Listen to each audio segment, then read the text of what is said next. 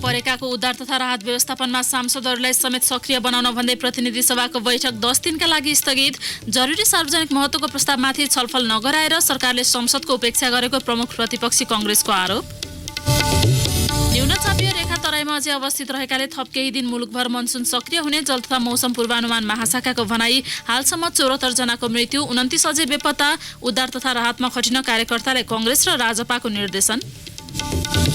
नेपालमा जलवायु परिवर्तनको नकारात्मक असरले अर्थतन्त्रमा ठूलो प्रभाव पारेको प्रधानमन्त्री ओलीको भनाई। आन्तरिक र बाह्य व्यापारमा भारी गिरावट आएपछि चीनको आर्थिक वृद्धि दर 29 वर्ष यताकै न्यून अवस्थामा, जीडीपीमा पनि गम्भीर असर। र 13औं सागका लागि फुटबल टोलीले साउन पहिलो साताबाट प्रशिक्षण सुरु गर्ने। सागमा सहभागी हुने 27वटा खेल संघका प्रतिनिधिसँग राखेपद्वारा छलफल। नमस्कार, कान्तिपुर डायरीका साथमा साथी बासु र म प्रतीक्षा। सुरु गरौँ मुख्य प्रसङ्गबाट। बाढी पहिरोमा परेकाको उद्धार तथा राहत व्यवस्थापनका लागि सांसदहरू सम्बन्धित जिल्लामा जानुपर्ने भन्दै प्रतिनिधि सभाको बैठक 10 दिनका लागि स्थगित गरिएको छ। आजका लागि बोलाइएको बैठक संघीय संसद सचिवालयले सूचना टाँसेर स्थगित भएको जनाएको हो। प्रतिनिधि सभाको अर्को बैठक साउन 8 गते बुधबार दिउँसो 1 बजेका लागि बोलाइएको छ। यसअघि प्रतिपक्षी दल नेपाली कांग्रेस र राष्ट्रिय जनता पार्टी राजपा नेपालले अविरल वर्षापछि आएको बाढी पहिरोका कारण मुलुकका विभिन्न भाग डुबानमा परेको भन्दै छलफलको मागसहित जरुरी सार्वजनिक महत्त्वको प्रस्ताव दर्ता गराएका थिए। कांग्रेसका मिनेन्द्र रिजाल र सचेतक पुष्पा भुसाल तथा राजपाका राजकिशोर यादवले बाढी पहिरो र डुबानबारे संसदमा छलफल गर्न र पूर्व निर्धारित सबै कार्यक्रम स्थगित गर्न माग गरेका हुन्। प्रस्तावमा बाढी पहिरो प्रभावित स्थानमा तीनै तहका सरकारद्वारा सञ्चालित उद्धार राहत तथा पुनर्स्थापनाका लागि एकीकृत कार्यक्रम निर्माण गर्न सरकारलाई आग्रह गरिएको थियो। उद्धार तथा राहतबारे सरकारसँग जानकारी लिने, सांसदलाई उद्धार राहत तथा पुनर्स्थापनामा संलग्न गराउनु पर्ने प्रस्तावमा उल्लेख थियो। प्रस्ताव दर्ता गर्नुअघि सभामुख कृष्णबहादुर महरासँग सिंहदरबारमा भएको छलफलमा सो विषयलाई महत्त्वका साथ संसदमा प्रवेश गराउने, गृहमन्त्रीबाट हालसम्म भएको जनधनको स्थितिबारे जानकारी लिने र राहत तथा उद्धारबारे सांसदहरूलाई बोल्न दिने सहमति भएको थियो। यसैबीच हामीले जरुरी महत्त्वको प्रस्तावमाथि छलफल नै नभई संसद बैठक किन सूचना टाँसेर स्थगित भएको हो भनेर कांग्रेसका सचेतक पुष्पा भुसाललाई सोधेका छौं। सरकारले संसदमा यो विषयवस्तुलाई प्रवेश गराउने, संसदमा आएर यो विषयमा जानकारीहरू दिने र सांसदहरूलाई सदनमा बोल्ने जुन अवसर थियो त्यसबाट वञ्चित गरायो। यसबाट के देखिन्छ भने सरकारले एक यो विषयवस्तुलाई त्यति महत्त्व नदिएको, दोस्रो कुरा प्रमुख प्रतिपक्षी दलले यो एजेन्डालाई लिड गर्यो, नेतृत्व गर्यो भनेर सदनमा प्रवेश गर्न नदिएको, र तेस्रो कुरा सरकार स्वयं संसदलाई उपेक्षा गरेको, संसदलाई छलेको। यो गम्भीर विषयवस्तुमा सदनमा छलफल गर्नको लागि सरकार नचाहेको भन्ने कुरा चाहिँ स्पष्ट हुन्छ। उत्तरदायित्व बोकेको सरकारले जनधनको क्षति भएको विषयवस्तुलाई सदनमा आएर जानकारी नदिकन संसदलाई नै छल्ने र संसदलाई नै महत्त्व नदिने र संसदमा आएर जनसरोकारको विषयवस्तुहरूमा आफ्ना कुराहरू सरकार राख्न नचाहेकोबाट उसले संसदलाई र जनताको यो सरकार अत्यन्त गम्भीर सरकार भएको विषयवस्तुप्रति पटक्कै गम्भीर नभएको चाहिँ देखियो आजको घटनाक्रमले। पुष्पाजी, यो स्थगितले नेपाली कांग्रेसले बाढी पहिरो पीडितलाई गर्ने राहत तथा उद्धारको कार्यमा कुनै प्रभाव पार्छ? हैन, हामीले हिजै केन्द्रीय कार्य समितिको बैठकलाई हिजै स्थगित गरेर यो बाढी पहिरोबाट जनधनको क्षति भएका विषयवस्तुमा अब नेपाली कांग्रेस गम्भीरताको साथ त्यो प्रभावित भएका जिल्लाहरूमा राहतको लागि, उद्धारको लागि लाग्ने भनेर यो साउनको 7 गते मात्रै केन्द्रीय कार्य समितिको बैठकहरू बोलाएर स्थगित गरेका थियौँ। र सँगसँगै आज हामी संसदीय दलतर्फबाट बाढी पहिरोबाट प्रभावित भएको जिल्ला र धनजनको क्षति भएका परिवारहरू, व्यक्तिहरूलाई संसदीय दलको तर्फबाट हरेक सांसदको 5 दिनको तलबलाई इकट्ठा गरेर त्यो प्रभावित क्षेत्रहरूमा पुर्याउने भनेर पनि त्यो निर्णय आजको दिनमा हामीले गरिसकेका छौँ। त्यही भएर कांग्रेस सदनमा बोल्न नपाए पनि बाहिरबाट सरकारको यसमा उद्धारको लागि, राहतको लागि र जनधनको क्षतिलाई हुन नदिनको लागि सरकार अत्यन्त गम्भीर हुनुपर्दछ भनेर नेपाली कांग्रेसले सरकारको ध्यान आकर्षण पनि गराउन चाहन्छ। नेपाली कांग्रेस अत्यन्त गम्भीर छ, अत्यन्त दुःख व्यक्त गरेको छ र त्यहाँ आफ्नो तर्फबाट भरपूर सहयोगको लागि अब नेपाली कांग्रेसको संगठन, संसदीय दल, सम्पूर्ण सांसदहरू यसको लागि आफ्नो प्रभावित क्षेत्रमा गएर सहयोग गर्नको लागि पनि कांग्रेसले त्यो अपिल गरिसकेको छ। यसैबीच सभामुख कृष्णबहादुर महराले प्राकृतिक विपदमा परे घाइते भएकाहरूको उपचारमा कुनै कमी हुन नदिन सरकारसँग अनुरोध गर्नुभएको छ। बाढी पहिरोले मुलुकका विभिन्न भूभाग डुबानमा परेको तथा ठूलो मात्रामा जनधनको क्षति भएको भन्दै उहाँले राहत तथा उद्धारमा कमी हुन नदिन सरकारको ध्यानाकर्षण गराउनुभयो। सभामुख महराले आज विज्ञप्ति जारी गर्दै प्राकृतिक प्रकोपमा परि बेपत्ता भएकाको खोजी, प्रभावितको उद्धार र पीडितलाई पुनर्स्थापना एवं राहतका लागि प्रभावकारी ढंगबाट काम अघि बढाउन सरकार र सम्बन्धित पक्षसँग आग्रह गर्नुभयो। प्राकृतिक विपदबाट प्रभावित क्षेत्रमा पुगी पीडितहरूको उद्धार, राहत र सहयोगमा समन्वय तथा सहकार्य गर्न प्रतिनिधि सभाका सदस्यलाई सभामुख महराको आग्रह छ। यस्तै नेपाली कांग्रेसले मुलुकको विभिन्न भागमा गएको बाढी र पहिरो प्रभावित क्षेत्रमा उद्धार र राहतमा खटिन पार्टी पंक्तिलाई आग्रह गरेको छ। सभापति शेरबहादुर देउवाले आज एक विज्ञप्ति जारी गर्दै विपदको घडीमा सम्पूर्ण राजनीतिक पूर्वाग्रह त्यागी राहत र उद्धारमा खटिन पार्टी कार्यकर्तालाई निर्देशन दिनुभएको हो। त्यस्तै सरकारले प्रभावित क्षेत्रमा गरिरहेको उद्धार र राहतको कार्यको अनुगमन समेत गर्ने कांग्रेसले विज्ञप्ति मार्फत जनाएको छ। देउवाले जारी गर्नुभएको विज्ञप्तिमा भनिएको छ, नेपाली कांग्रेस पार्टीका सबै सदस्य र शुभचिन्तकहरूलाई उद्धार र राहतमा सहभागी हुन अपील गर्दै नेपाल सरकारलाई प्रभावित क्षेत्रमा प्रभावकारी ढंगले कार्य गर्न आग्रह गर्दछ। यस्तै राष्ट्रिय जनता पार्टी राजपा नेपालले पनि बाढी पहिरो पीडितको उद्धार कार्यमा जुट्न पार्टीका सम्पूर्ण तहका नेता कार्यकर्तालाई निर्देशन दिएको छ। बाढी पहिरोमा परि बेपत्ताको खोजी कार्य र पीडितका लागि राहत र उद्धार कार्यमा जुट्न राजपाले पार्टी पंक्तिलाई निर्देशन दिएको हो। राजपाले विज्ञप्ति जारी गरी मृतक परिवारलाई क्षतिपूर्ति र घाइतेको उपचार व्यवस्था अविलम्ब गर्न माग गर्दै बाढी र पहिरो पीडितलाई राहतको व्यवस्था गर्न आग्रह गरेको छ। न्यून चापीय रेखा नेपालको तराई भूभागमा अवस्थित रहेकाले मुलुकभर मनसुनी गतिविधि अझै केही दिन सक्रिय रहने जल तथा मौसम पूर्वानुमान महाशाखाले जनाएको छ। आज पूर्वी, मध्य र पश्चिमी भूभागमा भारी वर्षा हुने सम्भावना भएकाले आउँदो 24 घण्टासम्म सचेत रहन मौसम पूर्वानुमान महाशाखाले आग्रह गरेको छ। महाशाखाले बुलेटिन जारी गर्दै वर्षाका कारण देशको पहाडी क्षेत्रमा पहिरो र तराईमा बहने नदीमा जलको बहाव बढेर बाढी जान सक्ने भन्दै सचेत गराएको हो। यसैगरी हवाई तथा सडक यातायात समेत वर्षा र कम भिजिबिलिटीका कारण सामान्य अवरोध आउन सक्ने भन्दै सतर्कता अपनाउन पनि महाशाखाले भनेको छ। बुधबारबाट भने न्यून चापीय क्षेत्र बंगालको खाडीमा बन्ने भएकाले आज र भोलिको तुलनामा मनसुन कम सक्रिय हुने महाशाखाले जनाएको छ।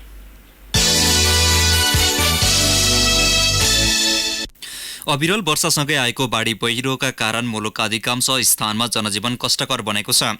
पानी पर्ने क्रम नरोकिएको तथा थप केही दिन मनसुन सक्रिय हुने भएपछि सतर्क रहन गृह मन्त्रालय तथा मौसम विभागले सबैमा आग्रह गरेको छ। लगातारको वर्षाले राहत वितरण तथा उद्धार कार्य समेत प्रभावित बनेको छ। सरकारले मातहतका सबै संयन्त्रलाई बाढी पहिरो पीडितको उद्धार तथा राहत वितरणमा सक्रिय हुन निर्देशन दिइसकेको छ। यसैबीच बाढी पहिरोका कारण मृत्यु हुनेको संख्या 74 पुगेको छ। 30 जना अझै बेपत्ता छन्। 43 जना घाइते भएको जानकारी दिँदै प्रहरी प्रधान कार्यालयले बाढी पहिरो प्रभावित विभिन्न क्षेत्रबाट अहिलेसम्म 1445 जनाको उद्धार गरेको जनाएको छ। तराईका जिल्लाहरूमा पानीको सतह घटे पनि जनजीवन सामान्य बन्न सकेको छैन। पानीले दैनिक उपभोग्य वस्तु नष्ट पारेपछि खान लाउनेदेखि बस्नेसम्मको समस्या भएको पीडितहरूको गुनासो छ। मुलुकका विभिन्न स्थानमा अवरुद्ध सडक सञ्चालनमा आएसँगै प्रभावित क्षेत्रमा खाद्यान्न सहितको राहत सामग्री पुर्याउन सजिलो भएको स्थानीय प्रशासनको भनाइ छ। पानीको सतह घट्न थालेपछि तराईका अधिकांश क्षेत्रमा सर्पको बिगबिगी बढेको छ। बाढी प्रभावितको राहत तथा उद्धारमा 26,380 प्रहरी परिचालन गरिएको प्रहरी प्रधान कार्यालयका सहप्रवक्ता रमेश थापाले जानकारी दिनुभयो। अविरल वर्षाका कारण गैरातीबाट बन्द रहेको हेटौडा काठमाडौँ जोड्ने 2वटा सडक आज मध्याह्नबाट सञ्चालनमा आएको छ। बीपी राजमार्गमा खसेको पहिरो पन्चाएपछि सडकमा यातायात चल्न थालेका छन्। दुईतर्फ सडक खुलाउन भन्दै बिहान 10 बजेबाट बन्द बुटवल पाल्पा जोड्ने सिद्धार्थ राजमार्ग पनि 3 बजेपछि सञ्चालनमा आएको छ। स्थानीय फुलवासा खोलामा डुबेर झापाको मेचीनगर नगरपालिका 13 चारालीमा 2.5 वर्षीय अजित प्रसाईको मृत्यु भएको छ। खेतमा काम गर्न गएका बुवालाई पछ्याउँदै जाने क्रममा उनी बिहान खोलामा डुबेका थिए। तेह्रथुममा पहिरोको कारण जिल्लाभर 50 बढी घरमा क्षति पुगेको छ। पहिरोले घर बगाउने अवस्था आएपछि धेरैले आफू बास बसिरहेको घर छाडेर अन्यत्र बसिरहेका छन्। 5 थरको फाल्गुनन्द गाउँपालिकाका 26 घर पहिरोको उच्च जोखिममा परेका छन्। निरन्तर भएको वर्षासँगै घरमाथि र मुनिबाट पहिरो जान थालेपछि यो गाउँपालिकाका वडा नम्बर 3 देखि 7 सम्मका 26 घर जोखिममा परेका हुन्। ती घरका अधिकांश सुरक्षित स्थानमा गइसकेको पहिरो प्रभावित क्षेत्रमा पुगेर फर्किएका नेपाल रेडक्रस सोसाइटी जिल्ला उपसभापति छेदीलाल ठाकुरले जानकारी दिनुभयो। बेनी जोमसम सडकको दाना घाँसा खण्डको बाँदरजुङ भिरमा पहिरोका कारण 4 दिनदेखि अवरुद्ध यातायात एकतर्फी खुलेको छ। बेनी सदरमुकामदेखि 38 किलोमिटर उत्तर अन्नपूर्ण गाउँपालिका 3 दानाको काप्रे स्थित बाँदरजुङ भिर कालीगण्डकी नदी कटानले सडक भाँसिएपछि शुक्रबारदेखि बेनी जुमसुम सडक अवरुद्ध थियो। संसारको सर्वाधिक गहिरो अन्ध गल्छीमा कालीगण्डकीले तल बेस कटान गरेपछि सडक भाँसिएको थियो। सडक विभागले पहरामा सामान्य खोपेर डाइभर्सन बनाई एकतर्फी सडक खुलाएको हो। कान्तिपुर डायरीमा अब ब्रेकको पालो।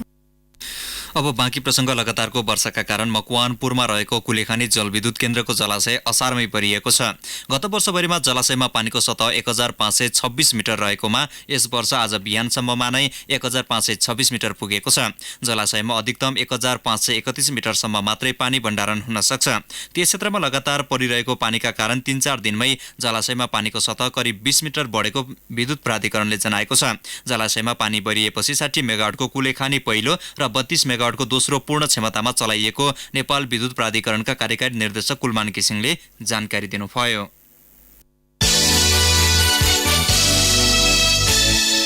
धादिङ स्थित मलेखु खोलामा गैराती आएको बाढीले चिनिया सहयोगमा निर्माणाधीन वाराणसी नारायणी सिमेन्ट उद्योगमा ठूलो क्षति पुगेको छ। बाढीका कारण उद्योगमा 1 करोड रुपियाँ बढीको क्षति भएको स्थानीय कार्यालय प्रबन्धक तुलसी थापाले दावी गर्नुभयो। बाढीले मजदुरका आवास निर्माणाधीन संरचनामा पूर्ण क्षति पुगेको छ। गैरातीको वर्षाले खोलामा पानीको बहाव बढ्न थालेपछि खोला बगरमा रहेका 250 चिनिया र 300 मजदुर तथा प्राविधिकलाई भने नजिकैको पिपल भन्ज्याङ माविमा सारिएको थियो। बाढीले 3वटा जीप, 2 टिप्पर, 2 डोजर र काठमाडौँबाट अवलोकन भ्रमणमा गएका विद्यार्थी सवार एउटा बस पनि बगाएको छ। गत फागुन 17 गते शिलान्यास गरिएको सो सिमेन्ट उद्योग 17 अर्ब लगानीमा निर्माण गर्न चीनकै हन्दन सिनोमा कम्पनीले ठेक्का लिएको थियो। स्वास्थ्य मन्त्रालयले प्रदेश 2 को बाढी प्रभावित क्षेत्रमा औषधि र चिकित्साको टोली खटाएको छ। बाढी प्रभावित क्षेत्र पतलैया, बर्दिवास र लहानमा मेडिकल अधिकृतको नेतृत्वमा छुट्टा-छुट्टै टोली खटाइएको स्वास्थ्य आपतकालीन कार्य सञ्चालन केन्द्रका प्रमुख चुडामणि भण्डारीले जानकारी दिनुभयो। टोलीमा मेडिकल अधिकृत सहित 3 जना रहने भण्डारीले बताउनुभयो। विभिन्न स्थानमा स्थापना गरिएका समन्वय केन्द्रले त्यस क्षेत्रको स्वास्थ्य अवस्था अध्ययन गरी केन्द्रमा रिपोर्टिङ गर्ने र केन्द्रले सोही अनुसारको योजना बनाउने उहाँको भनाइ छ। बाढी प्रभावित क्षेत्रको स्वास्थ्य अवस्था अध्ययन गरी केन्द्रबाट पर्ने पहलका लागि टोली परिचालन हुने उहाँले बताउनुभयो। अन्य प्रदेशमा स्थानीय तह र प्रदेश सरकारले नै अवस्था हेरेर स्वास्थ्य सेवा प्रवाह गरिसकेकाले प्रदेश 2 मा कार्यक्रम केन्द्रित गरेको मन्त्रालयले जनाएको छ। प्रधानमन्त्री केपी शर्मा ओलीले नेपालमा जलवायु परिवर्तनको नकारात्मक असरले अर्थतन्त्रमा ठूलो प्रभाव पारेको बताउनु भएको छ। जलवायु परिवर्तनकै कारण बालीनाली प्रभावित हुनुका साथै आवास तथा संरचनामा समेत क्षति पुग्दा मुलुकले ठूलो घाटा पुर्याउन बाध्य भएको उहाँको भनाइ थियो। वन तथा वातावरण मन्त्रालयको आयोजनामा राजधानीमा आयोजित जलवायु सम्बन्धी अन्तर्राष्ट्रिय गोष्ठीको आज उद्घाटन गर्दै प्रधानमन्त्री ओलीले हरितगृह ग्यास उत्सर्जनमा नेपालको भूमिका नगण्य भए पनि यसको असर भने ठूलो रूपमा खेपिरहनु परेको बताउनुभयो। उहाँले भन्नुभयो, विश्वस्तरमा बढ्दो तापक्रम, ग्लेसियरको तह पातलो हुँदै गएको अवस्था र अस्वाभाविक वर्षाका कारण बालीनाली प्रभावित भएका छन्। आवास तथा संरचनाको क्षति भइरहेको छ। यी सबै कारणहरूले अर्थतन्त्रमा ठूलो घाटा भइरहेको छ। सरकारले हरेक वर्ष प्राकृतिक प्रकोपलाई व्यवस्थापन गर्न ठूलो परिमाणमा स्रोतको व्यवस्था गर्ने गरेको भन्दै प्रधानमन्त्री ओलीले जलवायु परिवर्तनका असर र चुनौतीको सामना गर्न जनतालाई बढी सशक्त बनाउने र असर सम्बोधन गर्न तयार रहने बाहेक अन्य उपाय नरहेको उल्लेख गर्नुभयो। नेपाल भ्रमणमा रहेको भेनेजुएलाका राष्ट्रपति निकोलस मडुरोका छोरा निकोलस अर्नेस्टो मडुरो गुएरा सहितको टोलीले राजनीतिक भेटघाटलाई तीव्रता दिएको छ। नेपाल आए लगतै नेकपाका नेतासँग भेटघाट गरेको सो टोलीले आज संघीय संसदमा प्रतिनिधित्व गर्ने नेकपाका सांसदसँग छलफल गरेको हो।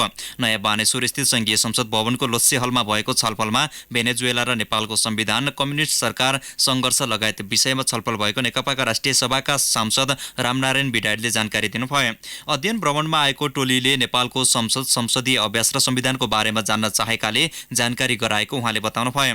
भेनेजुएलाको टोलीले भने भर्खरै संविधान बनाएको वैदेशिक हस्तक्षेप विरुद्ध लागि परेको बताउँदै कम्युनिस्टले शासन सत्ता चलाइरहेका देशको भ्रमण गरेर आफूहरूले पाठ सिक्ने बताएका थिए। सुनसरीको धरानस्थित बीपी कोइराला स्वास्थ्य विज्ञान प्रतिष्ठानका तत्कालीन उपकुलपति सहित 8 जना विरुद्ध आज विशेष अदालतमा भ्रष्टाचार मुद्दा दायर भएको छ। वस्तु तथा सेवा खरिदको प्रक्रियामा 16 करोड बढी रुपियाँ हिनामिना गरेको अभियोगमा अख्तियार दुरुपयोग अनुसन्धान आयोगले प्रतिष्ठानका 8 जना विरुद्ध भ्रष्टाचार मुद्दा दायर गरेको हो। तत्कालीन उपकुलपति बलभद्र प्रसाद दास, अस्पतालका तत्कालीन निर्देशक अरविन्द कुमार सिन्हा, तत्कालीन रजिस्ट्रारद्वय नन्दकुमार थापा र तुलबहादुर श्रेष्ठ सहित 8 जना विरुद्ध अभियोग आयोगले अभियोग पत्र दायर गरेको हो। दाससँग 4 करोड 9 लाख, सिन्हासँग 3 करोड 75 लाख, थापासँग 1 करोड 96 लाख, श्रेष्ठसँग 56 लाख रुपियाँ बिगो माग गरिएको छ। यस्तै प्रतिष्ठानका लेखा प्रमुख दिनेश राज दाहाल र डेप्युटी म्यानेजर अमित श्रीवास्तव विरुद्ध पनि आयोगले आरोप पत्र दायर गरेको छ। दाहालसँग 2 करोड 34 लाख र श्रीवास्तवसँग 1 करोड 74 लाख रुपियाँ माग दावी गरिएको छ। यस्तै प्रतिष्ठानमा उपकरण सप्लाई गर्ने चेतन अग्रवाल र उमेश अग्रवाललाई पनि आयोगले विपक्षी बनाएको छ। चेतनसँग 1 करोड 4 लाख र उमेशसँग 60 लाख 36 हजार रुपियाँ बिगो माग गरेको छ। यसैबीच सिंचाई विकास डिभिजन कार्यालय भोजपुरका प्रमुख इन्जिनियर मोहन बाबु यादव 1,80,000 रुपियाँ घुससहित पक्राउ परेका छन्। प्रदेश 1 अन्तर्गतको जलस्रोत तथा सिंचाई विकास डिभिजन कार्यालयका प्रमुख इन्जिनियर यादवलाई उपभोक्ता समितिबाट घुस लिँदै गर्दा अख्तियार दुरुपयोग अनुसन्धान आयोग इटहरीको टोलीले पक्राउ गरेको हो।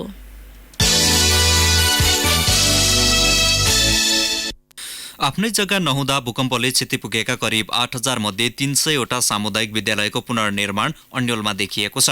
पुनर्निर्माणमा अवरोध भएकै कारण विद्यार्थी घट्ने समस्या त छँदैछ, भएका विद्यार्थी समेत ज्यानै जोखिममा पारेर खतराको संकेत रातो स्टिकर टाँसिएका भवनमा अध्ययन गर्न बाध्य छन्। पुनर्निर्माण प्राधिकरणले स्थानीय तहसँग समन्वय गरेर पुनर्निर्माण गर्ने बताए पनि भवन निर्माणको ढाँचा र मापदण्डमा सहमति हुन नसक्दा विद्यार्थीको भविष्य नै धरापमा परेको छ। एक सामग्री रेड स्टिकरमा त्यसैमा ठाउँ ठाउँमा यसो निर्माण गरेर अलिकति सपोर्टिङ वालहरू दिएर नढल्ने बनाएर अनि त्यसैलाई हामी चलाइरहेछौँ। रिक्समै छ, एकदम रिक्समै छ र यो रिक्समा राख्न हुन्न भन्ने हामी सबै भनाइ छ। तर अब स्थानीय निकायले कुरा गर्दाखेरि उहाँहरू पनि ल भन्नुहुन्छ, कुनै पहल गर्नुहुन्न होइन। सम्बन्धित क्षेत्र सबै ठाउँमा यो समस्या राखिएको छ, तर कहीँबाट यो समस्या समाधान गर्ने पहल भएको छ। ललितपुरको यार्खा स्थित श्री कन्या माविका प्रधानाध्यापक गोपीचन्द्र पौडेल भूकम्प पश्चात विद्यालयमा क्षति पुगेपछि आफ्नै जग्गा नभएका कारण पुनर्निर्माणमा अन्यल भएका 300 विद्यालय मध्येका प्रतिनिधि हुन् उनी। काठमाडौँमा सोमबार आयोजित कार्यक्रममा उनले खतराको संकेत स्वरूप रातो स्टिकर पाएको भवनमै कक्षा सञ्चालन गर्ने गरेको बताए। भवनको पुनर्निर्माण प्रक्रिया अल्झनुका साथै विद्यालयमा भएका विद्यार्थी समेत क्रमशः घट्दै गएको उनी तीतो पोख्छन्। यी र यस्तै समस्या भएका विद्यालयलाई मर्ज वा जग्गा प्रदान गर्नु समाधानको उपाय हुन सक्ने सरकारवाला निकायको धारणा छ। प्राधिकरणको केन्द्रीय आयोजना कार्यान्वयन इकाइ शिक्षा विभाग निर्देशक इम नारायण श्रेष्ठ यसको लागि चाहिँ स्थानीय सरकारसँग चाहिँ हाम्रो डिएलपिओले रिक्वेस्ट गर्छ।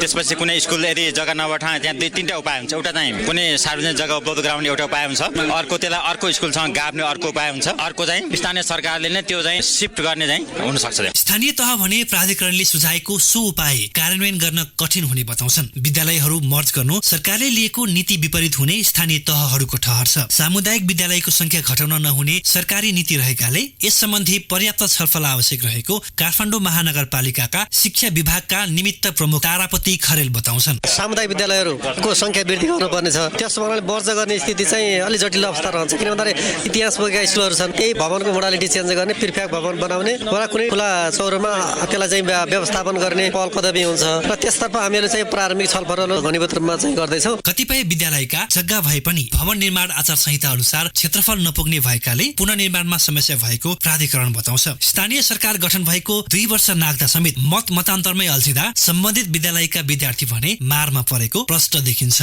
रेडियो कान्तिपुरका लागि रमेश दुलाल। कान्तिपुर डायरीमा अब दोलखा डायरीको पालो। दोलखा डायरीबाट राजेन्द्र मानन्दरको नमस्कार। भूकम्पको जोखिम बढेपछि बस्ती स्थानान्तरण गरिएका दोलखा बोसिम्पाका 56 भूकम्प पीडित परिवारले आवास अनुदानको रकम पाए पनि घर बनाउन सकेका छैनन्। सरकारले जग्गाको लाल पूर्जा समयमा उपलब्ध गराउन नसक्दा उनीहरूको 5औं वर्षको बर्सात पनि छाप्रोमै बितेको छ। भीमेश्वर नगरपालिका स्थित बोसिम्पाका 56 परिवार मध्ये 25 परिवारको अवस्था झनै नाजुक छ। राष्ट्रिय पुनर्निर्माण प्राधिकरणले 6 महिना अघि उक्त परिवारलाई सामुदायिक वनको जग्गा कित्ता काटेर उपलब्ध गराउने निर्णय गरिसकेको छ। तर कार्यान्वयन अभावले ढिलासुस्ती भइरहेको स्थानीय पीडित भीम थामीले बताउनुभयो। दोलखाको तामाकोशी गाउँपालिकाले आफ्नो क्षेत्रभित्रका सुकुम्बासी किटान भएका 11 परिवारलाई लाल पूर्जा वितरण गरेको छ। गाउँपालिका अध्यक्ष ईश्वर चन्द्र पोखरेलले प्रत्येक सुकुम्बासी परिवारलाई 1,50,000 बराबरको जमिन खरिद गरी वितरण गरिएको बताउनुभयो। विभिन्न कार्यक्रम अन्तर्गत बनेका दोलखाका 300 वटा सडक मध्ये अधिकांशमा बर्सातको भेलले मोटरहरू गुड्न नसक्ने अवस्थामा पुर्याएको छ। सडकको लम्बाइ थप्ने होडबाजी चल्छ, तर त्यसलाई पक्की बनाउँदै लाने तर्फ व्यवस्था गरिएकाले वर्षयाम सुरु भएपछि अधिकांशमा मोटर गुड्न नसकेका हुन्। दोलखामा 1500 किलोमिटर लामो सडक छन्। अधिकांश सडकहरू हिउँदका लागि ठिक र बर्सातका लागि बेकामी बन्दै आएको वर्षौं भइसकेको छ। दोलखामा निर्माण हुने अन्तर्राष्ट्रिय चलचित्र नगरीको विस्तृत परियोजना प्रतिवेदन DPR सार्वजनिक गरिएको छ। देशकै पहिलो र ठूलो मनोरञ्जन क्षेत्रको परियोजनाका रूपमा चलचित्र विकास बोर्डले 1500 रोपनीमा 5 अर्ब लागत सहित महत्त्वाकांक्षी प्रतिवेदन सार्वजनिक गरेको हो। प्रतिवेदनमा तारे होटल, ताल, indoor outdoor studio, production unit, प्रशासनिक भवन, जात जातिका थीमेटिक भिलेज, हेलिप्याड लगायतका संरचना बन्ने उल्लेख छ। हालसम्म परियोजनाका लागि संघीय सरकारले करिब 17 करोड खर्च गरिसकेको छ। यस वर्ष खर्च गर्ने गरी 3 नम्बर प्रदेश सरकारले पनि 2 करोड रुपियाँ विनियोजन गरेको छ। हवस् त, दोलखा डायरी आजलाई यति नै। राजेन्द्र मानेन्द्रलाई बिदा दिनुहोस्। नमस्कार। जिल्ला डायरीपछि कान्तिपुर डायरीमा पुनः ब्रेकको पालो। अब आर्थिक प्रसङ्ग। वेबमा आधारित ढुवानी प्रणालीलाई आगामी आर्थिक वर्षमा परीक्षणका रूपमा मात्र लागू गर्न नेपाल चेम्बर अफ कमर्सले सरकारलाई आग्रह गरेको छ। आगामी साउन 1 गतेदेखि लागू हुने गरी सरकारले ल्याएको सो व्यवस्थाले व्यवसायलाई सहजता प्रदान गर्ने भए पनि नगर क्षेत्रभित्रको स्थानीय ढुवानीमा समेत लागू गरिँदा व्यवसायमा थप जटिलता आउन सक्ने भन्दै चेम्बरले यस्तो आग्रह गरेको हो। राजस्व अनुसन्धान विभागबाट वेबमा आधारित ढुवानी प्रणाली अन्तर्गत व्यावसायिक प्रयोजनको माल सामान ओसारपसार गर्नु पूर्व सो सम्बन्धी विवरण वेबमा आधारित केन्द्रीय सूचना प्रणालीमा अनिवार्य प्रविष्ट गर्नुपर्ने व्यवस्था सरकारले आगामी साउन 1 गतेबाट लागू गर्ने तयारी गरेको छ। धितोपत्र बजारमा आज सुधार देखिएको छ। बजार परिसूचक नेप्सी आज 5.8 अङ्कले बढेर 1254.56 अङ्कमा पुगेको छ।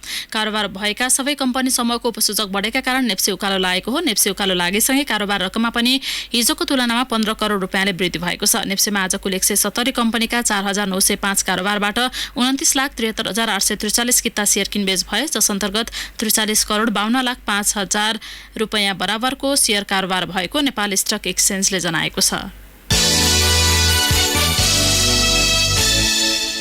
अब अन्तर्राष्ट्रिय प्रसङ्ग। चीनको आर्थिक वृद्धि दर 29 वर्ष यताकै न्यून भएको छ। आर्थिक वर्षको पहिलो 3 महिनामा 6.2% आर्थिक वृद्धि दर भएको एक अध्ययनले देखाएको छ। आन्तरिक र बाह्य व्यापारमा भारी गिरावट आएपछि कुल ग्राहस्थ उत्पादन GDPमा असर परेको बीबीसीले जनाएको छ। सन् 2019 को सुरुमा राम्रो हुन सक्ने संकेत देखिए पनि आन्तरिक व्यापारका कारण अर्थतन्त्र एकाएक दबावमा आएको बताइएको छ। अब खेल प्रसङ्ग। 13औं दक्षिण एसियाली खेलकुद सागका लागि फुटबल टोलीले साउन पहिलो साता प्रशिक्षण सुरु गर्ने भएको छ। ललितपुरको 7 बाटो स्थित इन्फा कम्प्लेक्सको मैदानमा साउन 5 गतेदेखि प्रशिक्षण सुरु गर्ने राष्ट्रिय महिला टोलीका मुख्य प्रशिक्षक हरि खड्काले जानकारी दिए। प्रारम्भिक चरणमा महिलातर्फ 40 र पुरुषतर्फ 45 जना खेलाडीलाई बोलाइएको खड्काको भनाइ छ। 8औं राष्ट्रिय खेलकुद र उपमेयर कप फुटबल प्रतियोगितालाई आधार मानेर खेलाडी बोलाइएको खड्काले बताए। पुरुषतर्फ 12 सागको च्याम्पियन भएकाले पनि त्यही साग जोगाइराख्न प्रशिक्षणमा विशेष ध्यान दिइने खड्काले बताए। केही समयको प्रशिक्षणपछि अन्तिम टोलीको घोषणा गरिनेछ। यसैबीच घरेलु मैदानमा आयोजना हुने 13औं दक्षिण एसियाली खेलकुद सागको तयारी सम्बन्धमा राष्ट्रिय खेलकुद परिषदले सम्बन्धित खेल संघका प्रतिनिधि र प्रशिक्षकसँग अन्तर्क्रिया गरेको छ। कार्यक्रममा घरेलु मैदानमा आयोजना हुने प्रतियोगिता स्थल, खेल सामग्री, संघका समस्या र वैदेशिक प्रशिक्षणका विषयमा छलफल भएको थियो। खेलाडी र प्रशिक्षक दुवैले आफ्नो जिम्मेवारी पूरा नगरेकाले आपसी विवाद हाताहालको अवस्थामा पुगेको अखिल नेपाल फुटबल संघ एन्फाद्वारा गठित छानबिन समितिले निष्कर्ष निकालेको छ।